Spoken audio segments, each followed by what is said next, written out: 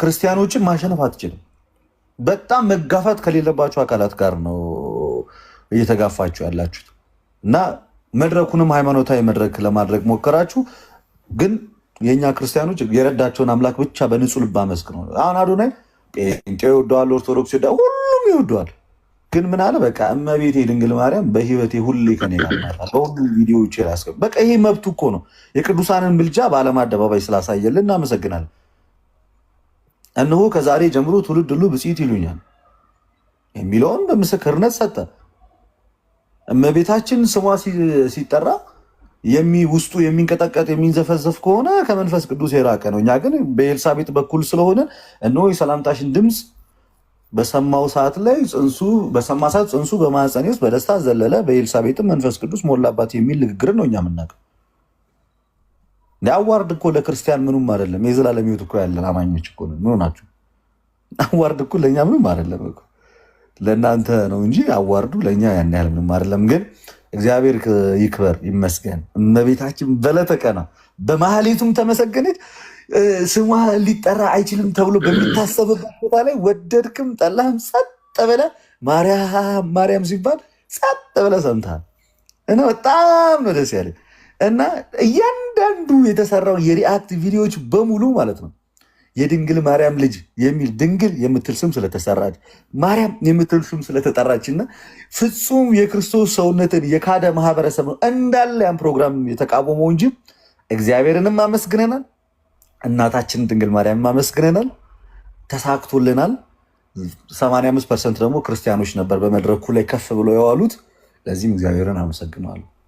ታንኪዩ ሚሽን አንኮፕሊሽድ። እኔ እኮ ልደት ከየት እንደምታመጣው ለተሻ በጣም ነው የምናመሰግን። ስ ተወዳጅ ወንድማችን ዛሬ በቃ ወደ ርዕሳችን እንግባ አይደል? ወደ ርዕሳችን እንግባ። በቃ መሳይ ተንፍሳውን እንግዲህ እድሉ ተሰጥቷል። አሉባልታ እኔ አሁን ጥያቄ አንተ ልደት የምጠይቅ ምንድን ነው የሞተ ሰው ይሰማሃል ወይ? ማርያም የለችም ሞታለች። የሞተ ሰው ድምፅ ይሰማል። ማርያም ስለመሞቷ ማስረጃ ከመጽሐፍ ቅዱስ ጥቀስልን። አዳምጠኝ። ሙቶ የተነሳ መጽሐፍ ቅዱስ ላይ ያለ ስለ ኢየሱስ ነው እንጂ ስለ ማርያም ማስረጃ አይናገርም። ግን መሳዬ ቆይ አሁን ውስጥ በጣም ርር ብሏል እና ትንሽ ተረጋጋ። ቆይ አንዴ ፈለገ ማናገር አንዴ ቆይ ተረጋጋ። መጀመሪያ ተረጋጋ። አንዴ ተረጋጋ። መሳይ ወንድማችን አንዴ በጣም ተረጋጋ። አይዞ። እሺ ድንግል ማርያም ስለመሞቷ መጽሐፍ ቅዱሳዊ ማስረጃ አለ አልኩህ እኮ። ማስረጃ ሰው ሁሉ ሙቷል፣ መጽሐፍ ይናገራል። በቃ ማስረጃ ስታመጣ እንነጋገራለን። አስተውለው ከሚያወሩ ከሌሎች ወንድሞች ጋር እናወራለን። ፕሮ ነው የሚለው ፕሮ ማን ነው የሚለው? ፍለጋ ማን ፈለጋን ያለኝ ፍፄ ይባላለሁ። እሺ ፕሮፌት ፍፄ እንዴት አሉ? እንኳን ደህና መጡ። ሰላም ነው፣ ሁሉ ሰላም።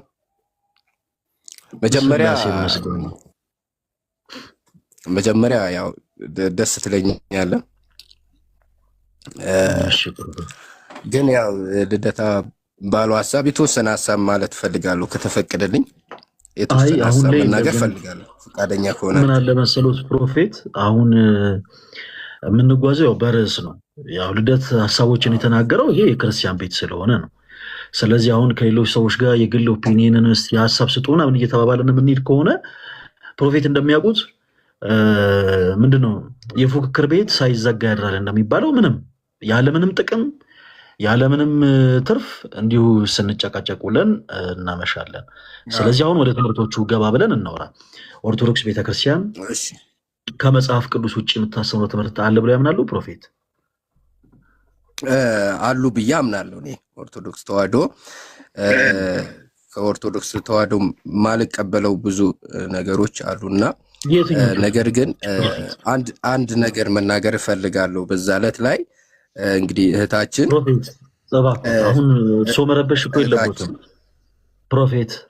ጥያቄ ነው ያለኝ አሁን ለልደታ ጥያቄ ነው ያለኝ። ጥያቄ አይደለም የሚያነሱት ፕሮፌት፣ እድሎትን ይጠቀሙበት። እሺ ቅድም የነበረው ወንድማችን ምንም ሀሳቦችን ሳያቀርብ የወጣው ልደታ ቃል ያስወረደው በቃ ከርዕስ ውጪ ዝም ብሎ በስሜት እያወራ ስለሆነ ነው። ስለዚህ ፕሮፌት ይወሉት አሁን ልናገር ያሰብኳት ነገር አለች ምናምን የምትለዋን ነገር አንድ ጊዜ ያቆዩትና ኦርቶዶክስ ቤተክርስቲያን ከመጽሐፍ ቅዱስ ውጪ የምታሰብረው ትምህርት አለ ብለው ያምናሉ አይደለ?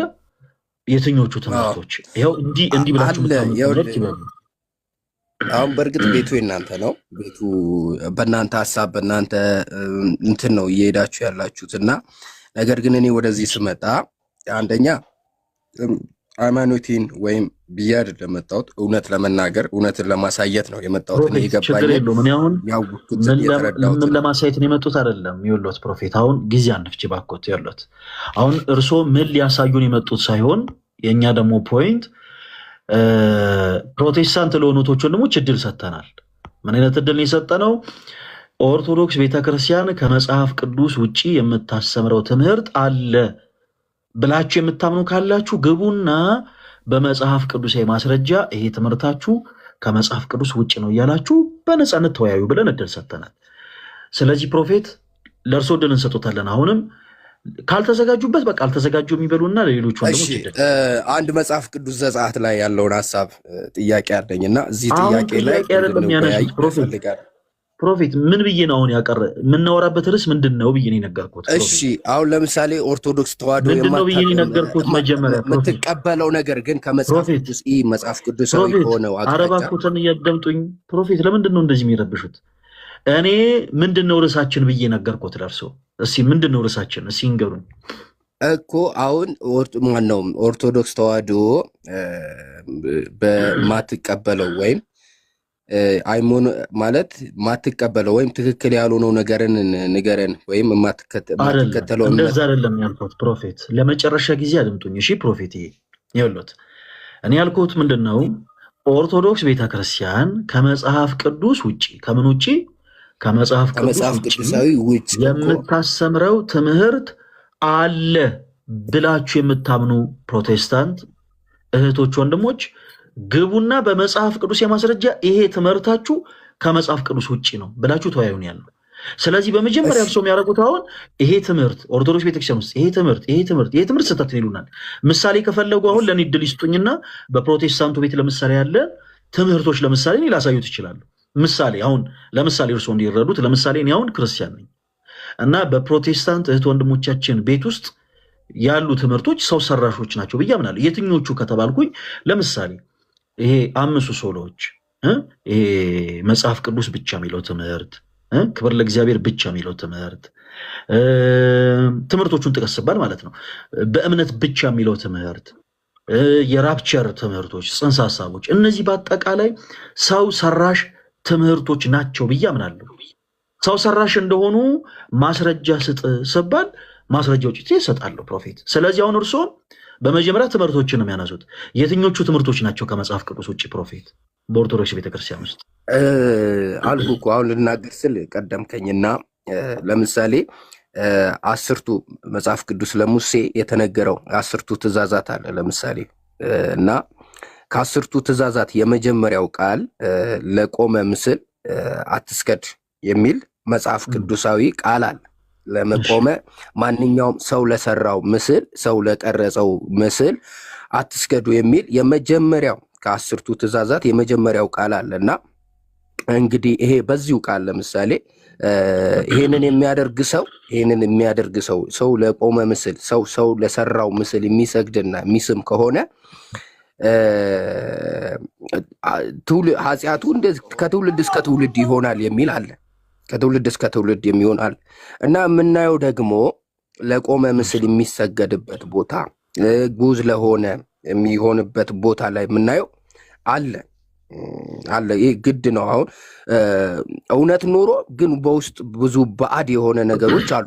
እግዚአብሔር እውነተኛ የሆነውን እግዚአብሔርን በውሸት በሆነ የተለወጡ እውነት በሆነ ነገር ፕሮፌት በጣም ሀሳቡትን እናደምጦታለን፣ ግን ምንድነው መሰሎት ማሳጠር አለበት። አሁን እዚህ ጋር ያለው ሰው በአጠቃላይ ፕሮቴስታንት አይደለም፣ ክርስቲያኖችም አለን። ስለዚህ ምናልባት እርሶ የሚናገሯቸው ንግግሮች እኛ አሜን ብለን የምንቀበል ሰዎች አይደለም። ስለዚህ ምን ነው የሚያደርጉት? እርሶ በቃ ይኸው ለምሳሌ ባጭሩ ለምሳሌ ስግደት ጋር ተያይዞ ያላቸው ትምህርት ከመጽሐፍ ቅዱስ ውጭ ነው ማለት ይችላሉ እኮ ፕሮፌት። አሁን ይህ ሁሉ ፕሮሰስ በኋላ በውይይቶች ላይ የሚናገሯቸው መሆን ይችላሉ። በቃ እናመሰግናለን። ስለዚህ ስለ ስግደት ነው ያነሱት። እሺ ለትሻ አንተ ቀጥል። ያው ፕሮፌት የስግደት ትምህርታችሁ ከመጽሐፍ ቅዱስ ውጭ ነው ብለዋል። ቀጥል። የምን ትምህርታችሁ? ስግደት ለቆመ ነገር ለቆመ ምስል ምናምን ትሰግዳላችሁ ምናምን የሚል ሀሳቦችን አንስተዋል እና ከስግደት ጋር ተያይዞ ትምህርታችሁ ከመጽሐፍ ቅዱስ ውጭ ነው ብለዋል። ቀጥሉ ለትሻ ከፕሮፌት ጋር። እሺ ፕሮፌት ሰላም ነህ? እግዚአብሔር የተመሰገነ ይሁን። ስጠይቅ አሁን አንድ ግልጽ ማድረግ ያለብን ነገር መሰለ፣ ከኛ ጋር እዚህ ውይይት ስናደርግ ወይም በምንጠያየቅ ሰዓት ላይ ለምታነሳቸው ነገሮች ሁሉ ማስረጃ ያስፈልጋል። መጽሐፍ ቅዱስ መሰረት አድርገህ ነው የምትጠያየቀው እና ዝም ብሎ ልቦለድ የሆነ ወይም ደግሞ የመሰለህን ነገር ማውራት አይቻልም።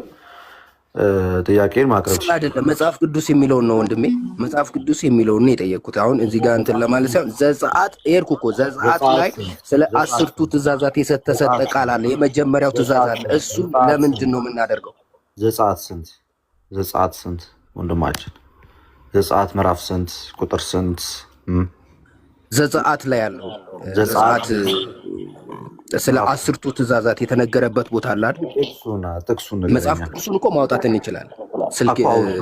ስልኬ አንድ እጅ ስላለ ስልኬ አንድ ስለሆነ ጥቅሱን ንገረና። እርሶ አገልጋይ ስለሆኑ ያው ጥቅሱን አይጠፉትም። አማኝ የሆነ ሰው ቢሆን ይቸገራል። እርሶ ግን ያው እንግዲህ ባሉበት ቤተ እምነት ውስጥ አገልጋይ ኖት። ስለዚህ ለለት ጥቅሱን ይንገሩትና ያውጣሉ። ይሄ እኮ ቀላል ነው፣ እናንተም ታውቁታላችሁ። ዘጸአት ላይ ያለውን ሀሳብ አሁን እሱ ቃል የሚያከራክረን አሁን ቁጥሩንም ምዕራፉንም እናወጣለን፣ ግን ቃሉ አለ። ቃሉ የሚናገረው ቃል አለ። ለምሳሌ አትስገዱ። ወይ እኔ ልንገርህ እኔ ንገረኝ፣ ችግር የለውም ንገረኝ። አንተ ፕሮፌት ነህ፣ ማወቅ ነበረብህ፣ አላወቅም። ግን ልንገርህ ዘጸአት ምዕራፍ 20 ላይ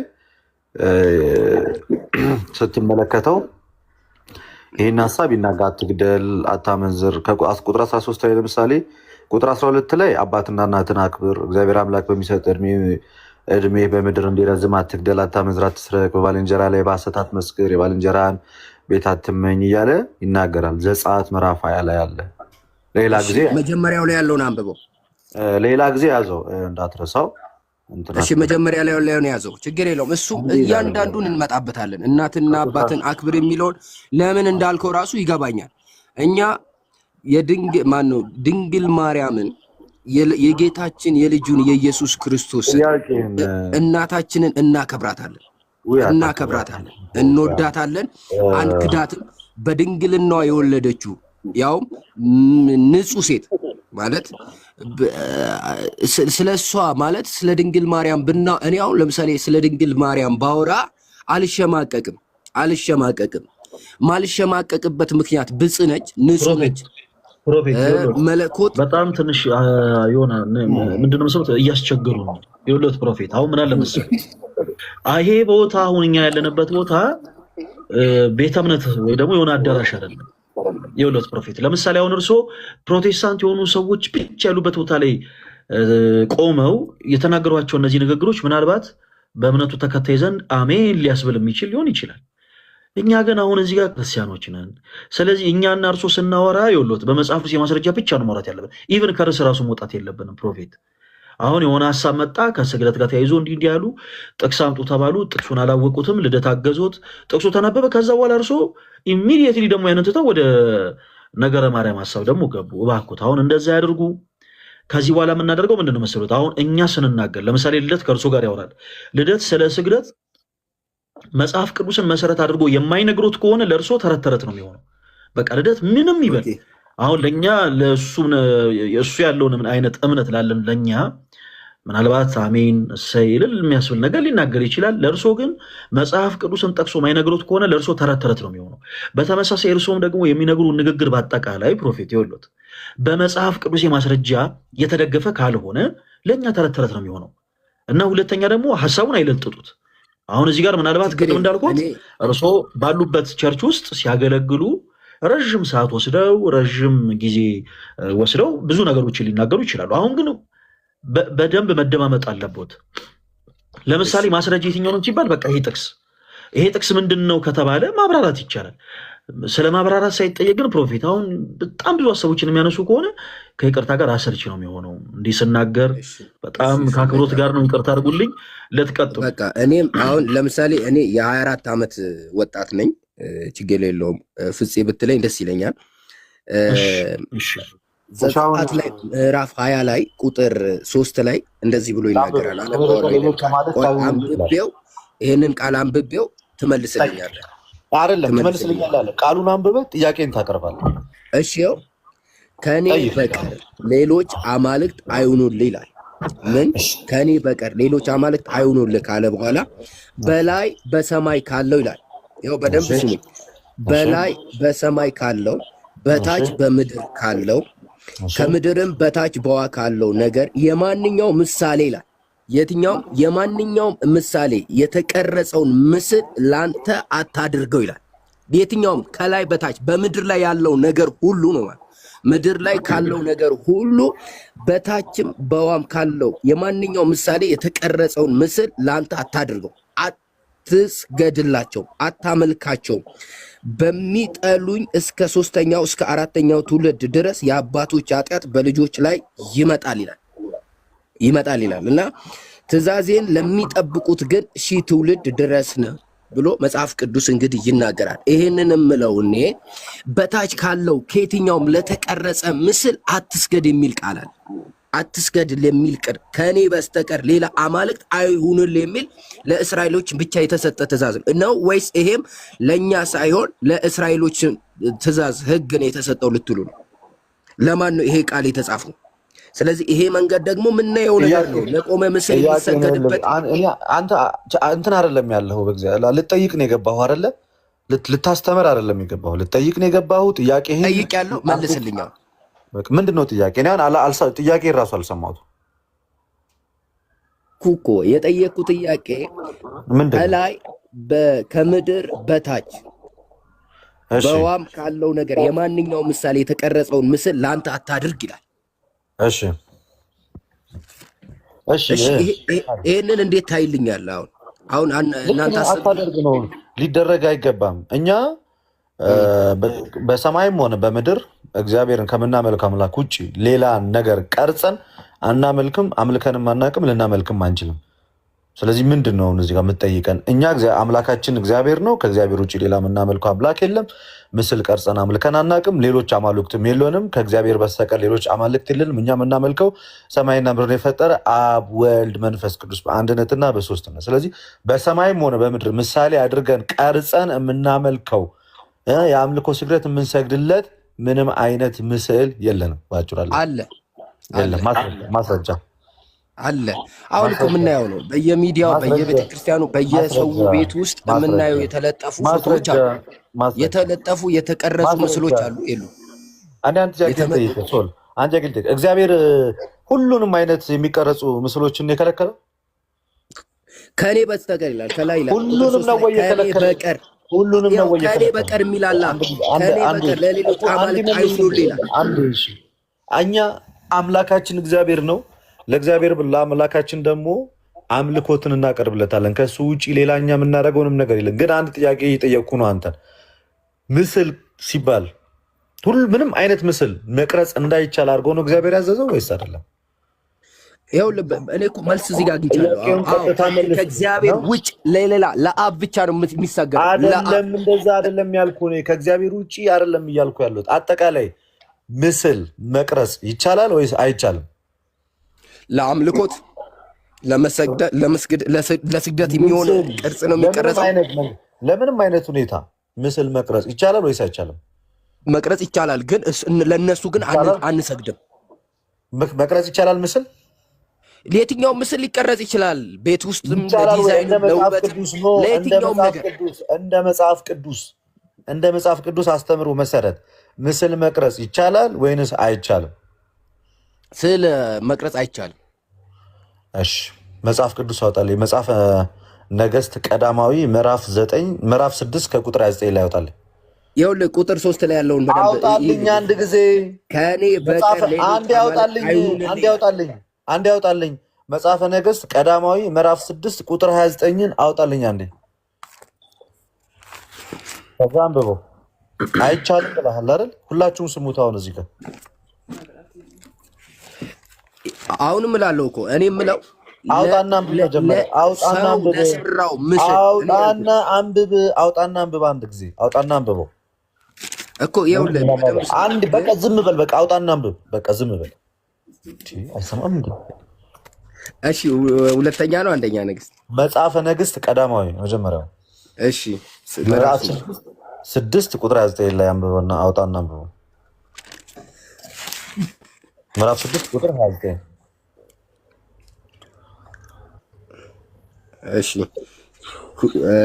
እሺ ከላይ የሁለተኛውም ክሩቤል ክንፍ ሁለተኛውን ግንብ ይንካ ነበር። ቁጥር 29 ነው ያልኩህ። ቁጥር 29 አንተ ሰው የሚሉንም አይሰማም እኮ 6:29 አይደለም? አዎ። በቤቱ ግንብ ሁሉ ዙሪያ በውስጥና በውጭ የኪሩቤልን የዘንባባ ዛፍ የፈነዳም አበባ ምስል ቀረጸ ይላል። ቀረጸ አይልም። ምስል ቀረጸ። ምስል ምን በላለው? ቀረጸ። ማን የቀረጸው? የቤቱንም ወለል በውስጥና በውጭ በወርቅ ማን የቀረጸው? ቅዱሳንም መግቢያ ከወይራ እንጨት ደጆች ሰራ ይላል። ማን የሰራው? በቤቱ ግንብ ሁሉ ዙሪያ ላይ በውስጥና በውጭ የኪሩቤልን የዘንባባ ዛፍ ሰራ። ስለዚህ ምን አለ? ምስል ቀረጸ። በቤቱ ግንብ ሁሉ በዙሪያ በውስጥ በውጭ የኪሩቤልን የዘንባባ ዛፍ የፈነዳ አበባ ምስል ቀረጸ። ሰለሞን ቀረጸ የኪሩቤልን። አንተ ምንም አይነት ምስል መቅረጽ አይቻልም አልክ።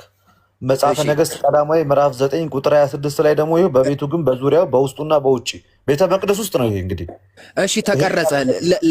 ለአምልኮት ነው የተሰቀለው ወይስ የተሰራው ወይስ ለአምልኮት ለስግደት ነው እነሱ የተቀረጹት? አንተ መጀመሪያ ላይ ምንም አይነት ምስል መቅረጽ አይቻልም ለምን አልክ? እኔ እኮ ያልኩት ማለት ነው ለምን አልክ? መጀመሪያም ብያለሁ። እዚህ ውስጥ ያሉት ይሰሙኛል ብያስ። አንዴ ደጋግሜ አንዴ እንዳታወራ ፕሊስ። ስለ ስግደት አላወራንም ገና ከጅምሩ። ይሰገዳል አይሰገድም አልተባባልንም። ምስል መቅረጽ ምንም አይነት ይሁን ምስል መቅረጽ ይቻላል ወይስ አይቻልም ብዬ ነው የጠየቁ። ምንም አይነት ምስል አንዴ አዳምጠኝ እንዳትረብሽ። ምንም አይነት ምስል መቅረጽ ይቻላል ወይስ አይቻልም? ስለ ስግደት አላወራው። አይቻልም አልክ። ምንም አይነት ምስል መቅረጽ። ከዛ ያወጣውና አነበብኩ። ልክ ስታነበው መቅረጽ እንደሚቻል አየህ። አይ እኔ መቅረጹን አይደለም የተቃወምኩት አልክ። ምኑ ነው አለ? ስግደቱን። ስለ ስግደት ገና በኋላ ላይ ነው የምናወራው። ግን ምስል መቅረጽ እንደሚቻል መጽሐፍ ቅዱሳዊ እንደሆነ ታምናለህ ወይስ አታምንም? ስግደቱን ተወውና ምስል መቅረጽ እንደሚቻል ስዕል በመሳል የሚመለክ የሚሰገድ የለም ነው ያልኩህ። ስዕል እኮ ይቀረጻል። በብሉይ ኪዳን የነበረው በቤተ መቅደስ አምልኮና ስርዓት ታምናለህ ወይስ አታምንም ነው የምልህ። ስለ መስገዱ አይደለም እያወራሁ ያለሁት፣ እሱ ጋር አልመጣሁም። ስዕል ግን መቅረጽ እንደሚቻል ታምናለህ ወይስ አታምንም? በዚህ ዘመንም እኮ ስዕል እየተማረ ነው። ስዕል ቢዝነስ ሆኗል። ቤተ መቅደስ ውስጥ ነው ያልኩህ። ቤቱ ውስጥ የሆነ የፍቅረኛን ስዕል አይደለም እያልኩ ያለሁት፣ የኪሩቤልን ነው እያለ ያለው እዚህ ጋር። የኪሩቤልን ስዕል ቀርጾ ማነው ሲጀመር? ኪሩቤል ታውቀዋለህ? ማነው ኪሩቤል? ይኸውልህ ወንድሜ አሁን ስለ ኪሩቤል አይደለም እያወራን ያለነው፣ ስለ ስግደት ነው እያወራን ያለነው። መልሱልኝ። አሁን እኔ እዚህ ጋር ጥያቄ ነው አይደል? ስለ ስግደት አይደለም እያወራን ያለነው። ስለ ስግደት አይደለም ስለ ስግደት አይደለም እያወራን ያለነው። ስለ ምስል መቅረጽ ነው እያወራን ያለነው። ስለ ስግደት አይደለም። መቅረጽ እኮ ይኸውልህ ይቻላል ብያለሁ መጀመሪያ። ግን ለአምልኮት የሆነ ቃል ግን ቃሉ ያዛል። ኪሩቤል ማን ነው የሚለውን ጥያቄ ፕሮፌት ቢመልሱ ጥሩ ነው። ኪሩቤል ማን ነው? ጥሩ ጥያቄ ነው። በመጀመሪያ መረዳቱን እኮ ማግኘት አለብን። ካላወቁት አላወቁም እና እንቀጥላለን። ማን ነው ኪሩቤል? ማይኮተን ይክፈቱት ፕሮፌት። እናንተ መልሱልኝ። ማን ነው አንተን የጠየቅነው? ይኸው ወዳጆቼ እናንተ ሚውትም ልታደርጉኝ ትችላላችሁ፣ ከፈለጋችሁ ታውርዱኝም ትችላላችሁ። ቤቱ እናንተ ነው። ኪሩቤል ማን ነው? ቤቱ እናንተ ነው። ግን ኪሩቤል ማን ነው? ይኸው በደንብ ስማኝ ልደታ። እሺ ኪሩቤል ማን ነው? መልስልኝ መጀመሪያ። እኔ ያልኩት እና አንተ ያልከው ነገር አትማዘዝልኝ። እኔ ባጭሩ እሺ፣ በደንብ ስሞኛ ላውራ። እሺ ያው እኔ ልል የፈለግኩት ዘጸአት ላይ የተሰጠው የ10ቱ ትእዛዛት አንዱ ለቆመ ምስል ማንኛውም በምድር ላይ ላለው ለተመሰለ ምስል አትስገድ ነው። ኦልሬዲ ምን ብሏል? እዚህ ጋር ምስል አለ ማለት ነው። የሚቀረጽ ነገሮች አሉ ማለት የባዕድ የሆኑ ነገሮች አሉ፣ ምሳሌም የሚሰጡም ነገሮችም አሉ። ግን ለነዛ ምን አትበል፣ አትስገድ፣ አታመልካቸው፣ ከኔ በቀር ሌላ አምላክ አይሁን የሚል ቃል አለ። ጥያቄ እኮ ስትጠየቅ ትምህርት ታደርገዋለህ ወይ በስነ ስርዓት አታወራ። እሺ አሁን እድሉን ስጠኝና እኔ ላውራ ለማለት የፈለከው ነገር ተገባኝ። አንድ ነገር ለሁላችሁም ግልጽ እንዲሆንላችሁ ፈልጋለሁ። በኢትዮጵያ ኦርቶዶክስ ተዋሕዶ ቤተክርስቲያን ወይም ደግሞ እግዚአብሔር አምላክ ከሚፈቅደውና ከሚያዘው ውጪ የሚቀረጽም ሆነ የሚሳልም ምንም አይነት ነገር የለም። ስለዚህ በላይ በሰማይ ካለው ልብ ብለህ ቃሉን አዳምጥ አንድ ጊዜ። በላይ ከኔ በቀር ሌሎች አማልክት አይሁኑልህ ማለት አማልክት ተብለው የተሰየሙ አምላክ ሳይሆኑ ግን አማልክት ተብለው ከተሰየሙት ከእንደነዚያ አይነት ነገሮች ሙሉ ለሙሉ ራቅ ነው። ስለዚህ አምላክህ የአብርሃም የይስሐቅ የያዕቆብ አምላክ እግዚአብሔር ብቻ ነው። አለቀ በቃ። ይሄ ለእስራኤላውያን እየሰጣችሁ። ምክንያቱም እነ ፈርዖን ብዙ አይነት ጣዖቶችን በሰዓቱ እያቀረቡ ስለሚያመልኩ እስራኤላውያን ደግሞ አምላካቸው የአብርሃም አምላክ እግዚአብሔር ስለሆነ ግልጽ አድርጎ ብሎ ነገራቸው። ከግብፅ ምድር ከባርነት ቤት ያወጣው እግዚአብሔር አምላክህ እኔ ነኝ። ያ እግዚአብሔር አምላክ እሱ ነው። ከዛ ከኔ በቀር ሌሎች አማልክት አይሁኑልህ ማለት የፈጠርኩህ እኔ ነኝ፣ ሌሎቹ አንተን አልፈጠሩህም። በጭቃ እየሰራ በላም ቅርጽ እያደረግ በበሬ ቅርጽ እያደረግ የምትሰራቸው እነዛ እያንዳንዱ ግዑዛን ጆሮ እያላቸው የማይሰሙ አይን እያላቸው የማያዩ ጣዖታት ናቸው። እነዛ አማልክቶች ፈጣሪ አይደሉም፣ እነሱን አታምልክ አለ። ኦኬ ቀጠል አለና በላይ በሰማይ ካለው አለ። በላይ በሰማይ ሲል ከዋክብትን፣ ጨረቃን፣ ፀሐይን አማልክት አድርገህ እንዳትወስድ ነው። በታች በምድር ካለው ደግሞ ሲል በምድር ላይ ዛፉን፣ እንስሳውን፣ በሬውን፣ እባቡን፣ ዝሆኑን ምኑን እያደረክ እነሱ ምን አትበል ፈጣሪ ናቸው አትበል። በታች በውሃ ካለው ሲል አሳ ነባሪውንም ይሁን የትኛውንም ነገር የማናቸውንም ምሳሌ የእነሱን ምሳሌ በላይ በሰማይ ፀሐይን ምሳሌ አድርገህ ቀርጸ ከዋክብትን ምሳሌ አድርገህ ቀርጸ እንዳታመልክ። ከምድር በታች ልክ እስራኤላውያን ሲያደርጉት እንደነበሩ ጥጃ ቀርጸው ሲያመልኩ እንደነበሩት እነሱንም ምሳሌ አታደርግ። በውሃው ላይ ካለው ነገር የማናቸውንም አሳ ነባሪ የሚሆን ምንም ምሳሌ አታደርግ።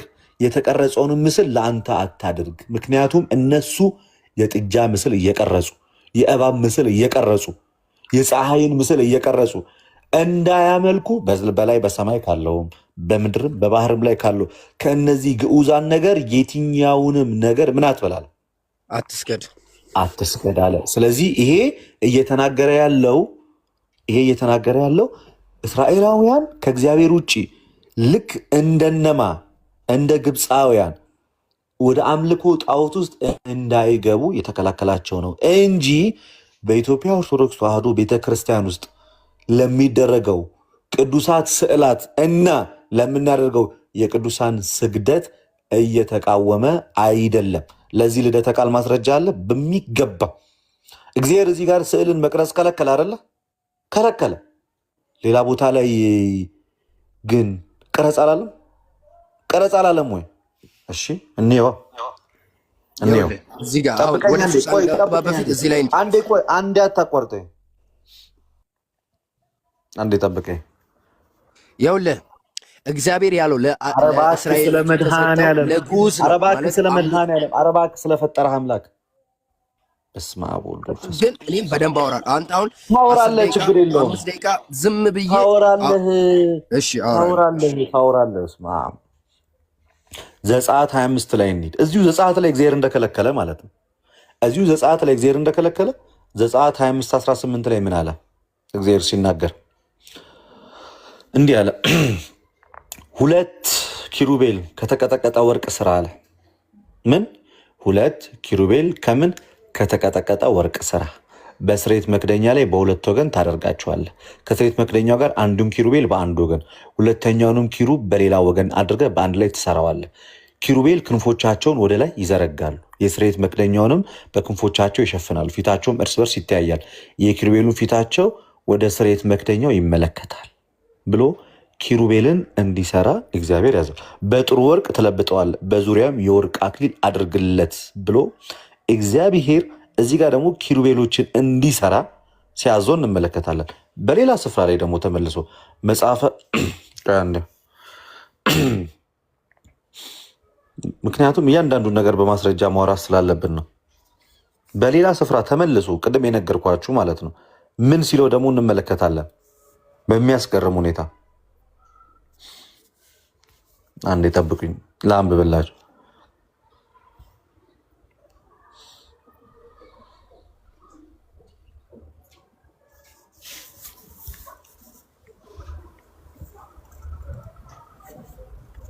ቀደም ያወጣውልህ ማለት ነው መጽሐፈ ነገሥት ቀዳማዊ ምዕራፍ 6 ቁጥር 29 ላይ በቤቱም ግንብ ሁሉ ዙሪያ በውስጥና በውጭ የኪሩቤልንና የዘንባባን ዛፍ የፈነዳን ምስል ቅረጽ። እዛ ጋር ዘጸአት ላይ አትቅረጽ አለ። እዚህ ጋር ደግሞ መልሶ እግዚአብሔር ቅረጽ ይላል። አትቅረጽ ያለው እግዚአብሔር በመጀመሪያ ደረጃ በላይ በሰማይ ከዋክብት ጨረቃን ቀርጻ አታምልክ፣ በምድር ጥጃን ቀርጻ አታምልክ፣ በባህር አሳ አንበሪውን አምላክ አድርገህ ቀርጻ አታምልክ እያለ ነው። ግን እርሱ እግዚአብሔር ወዶ ደግሞ በቤተ መቅደስ ውስጥ ለመሰዊያው የሚቀርቡ በቤተ መቅደስ ውስጥ የሚለጠፉትን እነ ኪሩቤልን ግን ምስል ቅረጽ ብሏል አላለም? ብሏል። ያ ኃጢአት ነው አይደለም። እሱ አዞት ቅረጽ ያለው ኃጢአት አይደለም። እሱ አትቅረጽ ያለው ግን ኃጢአት ነው። በኢትዮጵያ ኦርቶዶክስ ተዋሕዶ ቤተክርስቲያን ስዕል ይመለካል ወይ? አይመለክም። ስዕል ይመለክ አይመለክም። ለስዕል በቀጥታ ይሰገዳል ወይ? አይሰገድም። በቤተክርስቲያን ውስጥ የምንመለከታቸውን ስዕላት እያንዳንዳቸው ጣዖቶች ናቸው እንጂ አይደሉም። የእንትን ቅርጽ አይተህ ታውቃለህ? የእንስሳት የላም የምን ቅርጽ አይተህ ተቀርጾ ቤተክርስቲያን ሲመለክ ተመልክተህ ታውቃለህ? አታውቅም። በቤተክርስቲያን ውስጥ የሚካኤል ስዕል ምንድን ነው? ሚካኤል የእግዚአብሔር የሰራዊቱ አለቃ ነው። መመልከት ትችላለህ። ይሁዳ መልእክት 1 ላይ ከቁጥር 4 ላይ ሄደህ መመልከት ታውቃለህ። የመላእክት አለቃ ሚካኤል ብሎ ይነግራል። ስለዚህ የሚካኤል ስዕል በቤተክርስቲያን ውስጥ የሚቀመጠው ለምንድን ነው? የእግዚአብሔር መልአክ ስለሆነ ኪሩቤልን እግዚአብሔር አዞታል። ስለዚህ በቤተክርስቲያን ውስጥ ያሉት እያንዳንዱ ምስል የጌታ ለምሳሌ የጌታ የክርስቶስ ኢየሱስ የስቅለቱ ምስል ጣዖት ነው እንዴ? አይደለም። ወንጌል መስበኪያ ነው እንጂ ጆሯቸው መስማት ለማይችል አይናቸው ብቻ ማየት ለሚችል ሰዎች ወንጌል ድሮ በምድር የምትሰብከው እንደዚህ የክርስቶስ ኢየሱስን የመከራውን ስዕል ስቅለቱን ሰርተ እንዲህ አድርጎን ያዳነ ብለን የምትነግራቸው የከለከለውን ተከልክለናል። አናመልክም ስዕላትን። ሲጀመር እኛ ጥጃ ሰርተን አናቅም፣ ከዋክብትን ሰርተን አናቅም፣ ወይም ጨረቃን ሰርተን አናቅም፣ ወይንም ደግሞ እባብን ምን ሰቅለን እንደዚህ አይነት ነገር አድርገን አምልከን አናቅም፣ ልናመልክም አንችልም። የተከለከለው ባጭሩ ለአምልኮት ከእግዚአብሔር ውጭ ሌሎችን ነገሮች ቀርጾ ማምለክ የተከለከለ ነው። እኛ በቅርጽ የምናመልከው ነገር ገና ከጅምሩ የለንም። የምናመልከው አብ ወልድ መንፈስ ቅዱስን ነው። ስዕላት ደግሞ የሚመለኩ ጉዳዮች አይደሉም፣ የሚከበሩ ናቸው። የምናከብራቸውም ደግሞ ለምንድን ነው? እግዚአብሔር አዞ በቤተ መቅደስ ውስጥ ስለገቡ ብቻና ብቻ ነው። ስለዚህ አንድ ፔንቴ መተህ ሌሎች አማልክትን አታምልክ ተብለሃል ብሎ ሲጠይቅ ምንም አመልከው አምላክ አለ ብለህ መጠየቅ አለብህ። የአንተ አምላክ ሰማይና ምድር የፈጠረ እግዚአብሔር ስለሆነ ነው። ሰማይና ምድር የፈጠረ እግዚአብሔር ነው ያንተ አምላክ። ስዕል አምልከህ የምታውቅ ከሆነ ተናገር። እኔ እንደ አንድ ኦርቶዶክስ ከልጅነት እስከ እውቀት ባለውባት ቤተክርስቲያን ስዕል አምልከን አናውቅም። በስዕል ፊት ግን መስገድ መጽሐፍ ቅዱሳዊ ነው። በስዕል ፊት ነው የሰገድ። ለስዕል አልሰገድም፣ በስዕል ፊት ነው የሰገድ። በስዕል ፊት መስገድ ማለት ለስዕሉ ባለቤት መስገድ ነው። ልክ መጽሐፈ ሩት ምዕራፍ 2 ቁጥር 10 ላይ ለቦዔዝ በግንባሩ ተደፍታ ሰግዳለታለች። ስለዚህ ስንሰግድ የምንሰግደው እኛ ለቅዱሳኑ ነው የምንሰግደው እንጂ ለስዕሉ፣ ለወረቀቱ፣ ለፔንቱ ለራሱ በቀጥታ ሰግደንም አናውቅም፣ ልንሰግድም አንችልም። ለዛ ይህንን ነገር ሊስተካከል ይገባል። ታንኪዩ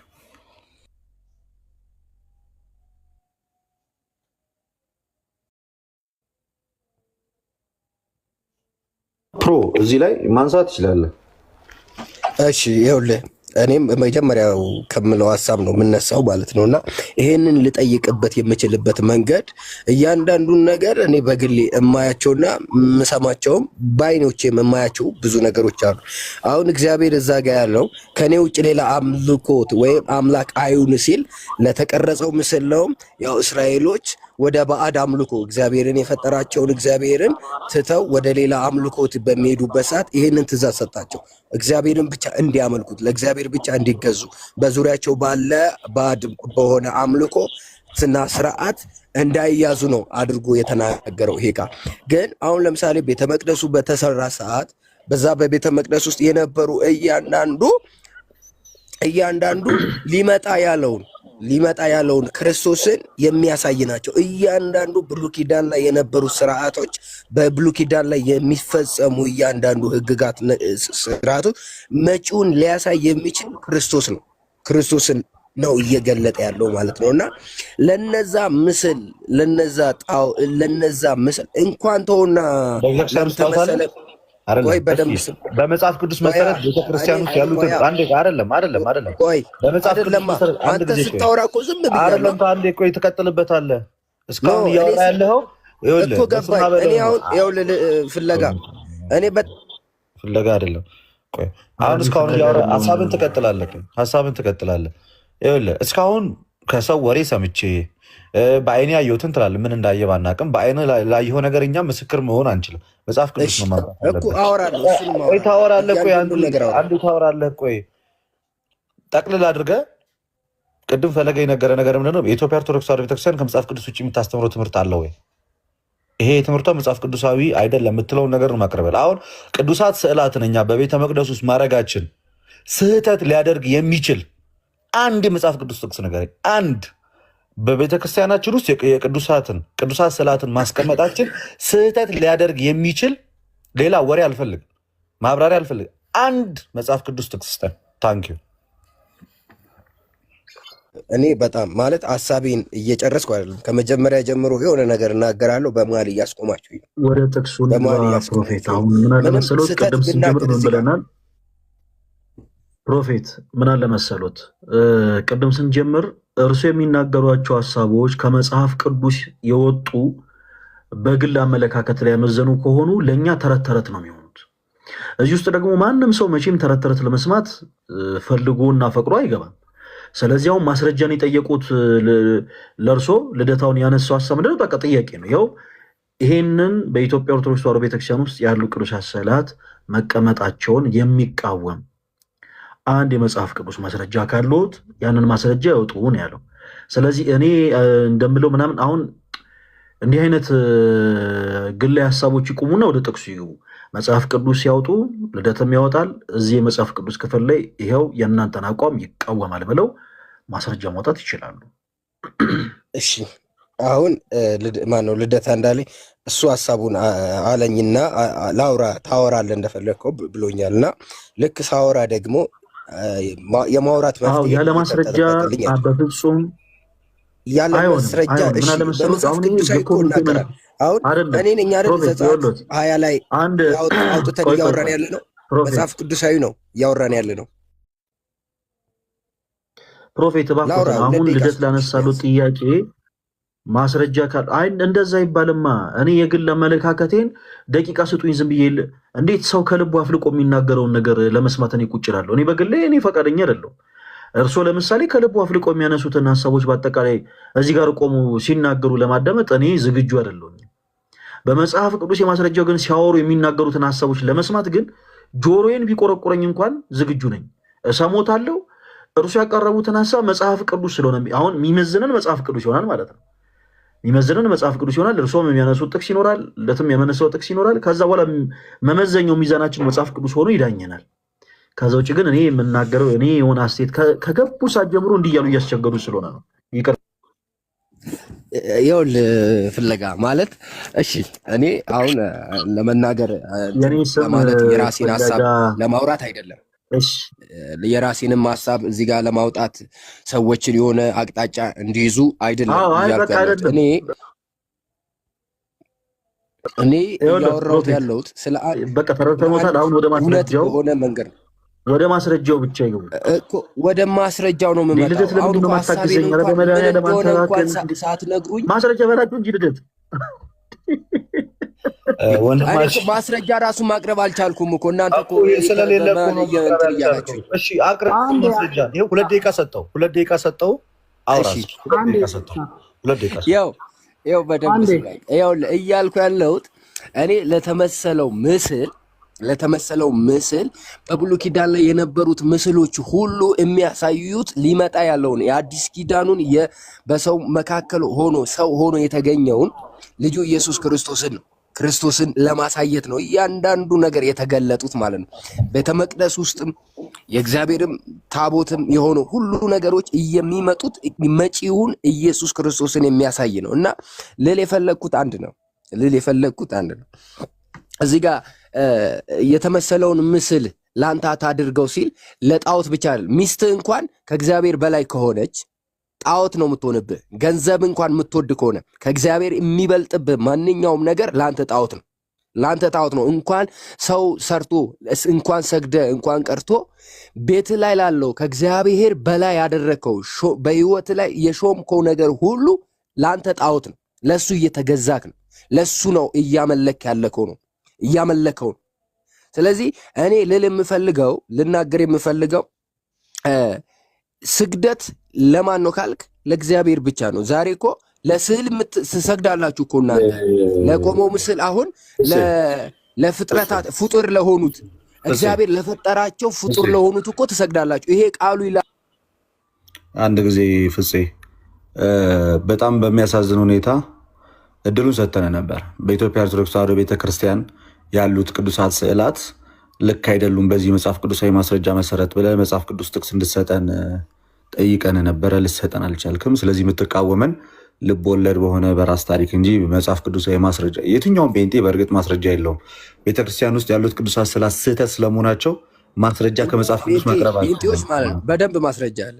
ጴንጤዎች የለም። ጠበቅነህ እኮ ስጠብቅህ እስኪ ከአሁን ማስረጃ ይሰጠኛል ብዬ ስጠብቅ ሚስት፣ ባል፣ አጎት፣ እናት፣ ፍቅረኛ ምናምን ማለት ጀመርክ እንጂ የመጽሐፍ ቅዱስ ማስረጃ ማቅረብ አልቻልክም። በድጋሚ አንድ ድል ልስጥ። በኢትዮጵያ ኦርቶዶክስ ተዋሕዶ ቤተክርስቲያን ውስጥ ያሉት ቅዱሳት ስዕላት ልክ አይደሉም በዚህ መጽሐፍ ቅዱሳዊ ማስረጃ መሰረት ብለህ የምታቀርበው ከብሉይ ኪዳንም ሆነ ከአዲስ ኪዳን መጽሐፍ ቅዱስ ጥቅስ ካለ አንድ ስጠኝ። ማስረጃ አንድ። ለማንኛውም ለቆመ ምስል አትስገድ የሚል ጥቅስ እኮ ሰጠው። ጥቅስ ሰጠው። ለማንኛውም ዘጸአት ላይ 20 ላይ ያለውን ከ3-4 ስዕላት ነው ያልኩህ። ለስግደት አይደለም የጠየኩህ። አሁን አትሳሳት። ዘጸአት 20 እኮ ስለ ጣዖት ነው የሚያወራው። መለስንልህ። እሱንም መለስንልህ። ስለ ስግደት አልጠየቅንም። ቤተክርስቲያን ውስጥ ያሉት ስዕላት በቤተክርስቲያን ውስጥ ያሉ ስዕላት ይህ መጽሐፍ ቅዱሳዊ ናቸው በዚህ መጽሐፍ ቅዱስ መሰረት ምትል ከሆነ ጥቅስ አምጣ አልኩ። ዘጸአት አልከኝ፣ ዘጸአትን መለስኩልህ ስለ ጣዖት እንጂ በሌላ ቦታ ላይ እግዚአብሔር ስዕላትን እንዲቀርጹ ምስልን እንዲቀርጹ ያዘዘበትን ኢቨን ማስረጃ አምጥቼ አሳይቻለሁ። ስለዚህ አለህ ወይ? አይ እኔ እኮ አልኩ እኮ በታች ምድር ካለው ከምድር በታች ካለው ማንኛውም ሲል እኮ ለጣዖት ብቻም እያለ አይደለም። ታዲያ እግዚአብሔር ሌላ ቦታ ላይ ተፋስቶ ነው ኪሩቤልን ለምን ቀረጽ አለ? ታዲያ ኪሩቤልን ለምን ቀረጽ አለ? አምልኮ አላቸው። ኪሩቤልን ለምን ቀረጽ አለ? ኪሩቤልን ለምን መልክ አላቸው ይላል። ቀረጽ አለ? ኪሩቤልን ወንድሜ አንድ ጊዜ አዳምጠኝ። ኪሩቤልን ቀረጽ ያለው ማን ነው? እግዚአብሔር። ለምን አለ ታዲያ? እንዲሰገድለት እንዲመለክለት እኮ አይደለም። ለምን አለ ነው? ለምን ቀረጽ አለ? እንዲሰገድለት እኮ አይደለም። አምልኮ የሚገባው ለአንድ ለአብና በቃ ክርስቲያኖች በዚህ አጋጣሚ አንድ ማወቅ ያለባቸው አንድ ነገር ልንገራቸው። የትኛውን ጴንጤ ጥያቄ በቀጥታ ይመለሰላቸው ይህን ነገር ሁሌ ነው አለ ምን የምናገረው እኔ። የትኛውን ጴንጤ ጥያቄውን የጠየቃችሁትን ጥያቄ በቀጥታ የመለሰ ቀን ከጴንጤነቱ 50% ይወጣል ማለት ነው። ከጴንጤነቱ 50% ይወጣል። ሰማይ ዝቅ ምድር ከፍ ቢል ማለት ጴንጤ የጠየቀውን ጥያቄ በቀጥታ መቼም አይመልስልን። እንዲሁ ይቃወማል በደመ ነፍስ እንጂ ማለት ነው። መጽሐፍ ቅዱሳዊ ማስረጃ አምጥቶ የኢትዮጵያ ኦርቶዶክስ ተዋሕዶ ቤተክርስቲያን የምታደርጋቸው ስርዓቶችም ይሁን አምልኮዎችም ይሁን ቀኖናም ይሁን ዶግማም ይሁን አስተምሮም ይሁን ፉርሽ ሊያደርግብህ አይችልም። ስግጥ ግግም ብሎ ይከራከራል እንጂ አሁን ይህን እድሉን ሰጠሁት ቀለል ባለ መንገድ። ምክንያቱም ሁሌ የሚያነሱት ብትችት ስለሆነ በስዕላት ዙሪያ ላይ ምንድን ነው ያልኩት? በቃ ቀለል አድርገውና መጽሐፍ ቅዱስ ላይ እናንተ ቤተ መቅደስ ውስጥ ቤተክርስቲያናችሁ ውስጥ ያደረጋችሁት ስዕል ልክ አይደለም፣ ስህተት ነው ብሎ ሊያስተምር ሊያስረዳ የሚችል መጽሐፍ ቅዱሳዊ ማስረጃ አምጣ ብዬ ነበር እድሉን የሰጠሁት። ሄዶ ዘጸአት ስለምን እንደሚያወራ ቅድም አውራሮችላቸዋል። በላይ በሰማይ ሲል ጨረቃና ከዋክብትን፣ በምድር ሲል ደግሞ እንስሳትን፣ ጥጃም፣ በሬ፣ ላም እንደዛ እያደረግ ማምለክ እንደማትችል፣ በባህር ሲል ደግሞ አሳን፣ በሬዎችን፣ ሌሎችንም ለራስህ ቀርጸህ ለአምልኮ አትጠቀማቸው። የኢትዮጵያ ኦርቶዶክስ ተዋሕዶ ቤተክርስቲያን ፀሐይ ይመለካል። በኢትዮጵያ ኦርቶዶክስ ተዋሕዶ ቤተክርስቲያን ጨረቃ ይመለካል። በኢትዮጵያ ኦርቶዶክስ ተዋሕዶ ቤተክርስቲያን የላም ቅርጽ ተደርጎ ይመለካል አይመለክም? የአሳን በዲ ቅርጽ፣ የእባብ ቅርጽ ተደርጎ በኢትዮጵያ ኦርቶዶክስ ተዋሕዶ ቤተክርስቲያን ይመለካል አይመለክም? አይደለም እሱ የስላሴ ስዕል አይመለክም በፍጹም። ስለዚህ ጥቅሱ ለእኛ ለክርስቲያኖች የሚመለከት ሳይሆን በሰዓቱ እስራኤላውያን ወደ አምልኮተ ጣዖት እየተንደረደሩ ለነበሩ እስራኤላውያን የሚመለከት ነው እንጂ በአዲስ ኪዳኗ በክርስቶስ ኢየሱስ በተመሰረተችው ቤተክርስቲያን ውስጥ የሚመለከተን አይደለም። ሌላኛው እንደዛም ሆኖ ግን እሺ እግዚአብሔር ስዕል መቅረጽን በራሱ ምስል መቅረጽን በራሱ ሙሉ ለሙሉ ነው ወይ የተቃወመው? አልተቃወመም። ዘጸአት ምዕራፍ 25 ከቁጥር 25 አሁን መጽሐፈ ነገሥት ነው። መጽሐፈ ምን ነበረ? መጽሐፈ ነገሥት ቀዳማዊ ምዕራፍ 6 ቁጥር 29 ምዕራፍ 6 ቁጥር 29 ላይ እዛ ጋር ደግሞ በተቃራኒ ቅረጽ። አዎ በቃ ኪሩቤልን እንዲሁም ከፈነዳ አበባ ምስል ቀረጸ ብሎ የተናገረውን ደግሞ አይተናል። ስለዚህ እግዚአብሔር የተቃወመው እንቃወማለን፣ እግዚአብሔር የተቀበለው እንቀበላለን። አሁንም ጴንጤዎች ካላችሁ የኢትዮጵያ ኦርቶዶክስ ተዋሕዶ ቤተክርስቲያን ከመጽሐፍ ቅዱስ ውጭ ልምምድ ካላት በዚህ ብላችሁ ልትነግሩን ትችላላችሁ። እድሉን መስጠት ይቻላል ለቀጣዮቹ። እግዚአብሔር ያክብርልኝ። እናመሰግናለን ለትሻ። በጣም በጣም በጣም ቃልዮት ያሰማልን እና ቤኑም ሰላም ሰንላችሁ ወጡ። ሶል አለ አይ ቲንክ ስልክ ገብቶበታል። እሺ እስከዛ ሌሎች ወንድሞች እድል እንስጥ። ፌዝ የሚል አካውንት ይሰማል?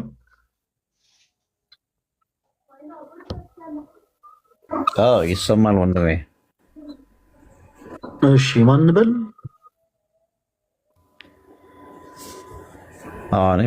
ፌዝ እባላለሁ። እኔ እንኳን ኦርቶዶክስ ነኝ። እንትን ታች ሆኜ ነበረ መከታተላችሁ። እስኪ ቀረብ ብዬ ደግሞ ልስማ ብዬ ነው እንጂ ቦታ ካጣበብኩ ያው ለወርድ ስለሌለው ምንም ችግር የለው። እንደማችን እግዚአብሔር ያክብረልን። ለሌሎች እስከዛ እድል እንስጥ። እዚሁም ችግር የለው። ምንድን የሚለው አይ አም ፎሎወር ኦፍ ጂሰስ የሚል አካውንት ይሰማል? የማይክ ምልክቱን ክፈቱት ፕሊዝ። እሺ ይሰማል። ሰላም ሰላም፣ ክርስቶስ ሰላም ሁላችሁም ይሁን። ሰላም። ማንን ብል ስምህን? ሳሙኤል። እሺ ሳሙኤል፣ ከየት ቤተ እምነት ነው የመጣው? ያኔ አክቹዋሊ ዩኒታሪያን ነኝ። ምን አልከኝ? ዩኒታሪያን ናቸው እነዚህ በስላሴ አማኞች አይደሉም። በ19 ስንት ነበር የእናንተ ሃይማኖት የተጀመረው? 1960 ነው። አክቹዋሊ እኔ ስቲል ፕሮቴስታንት ነኝ ያለው ግን አሁን ያለኝ አንደርስታንዲንግ ኦኬ ቀጥል እስኪ ትንሽ እንስማ።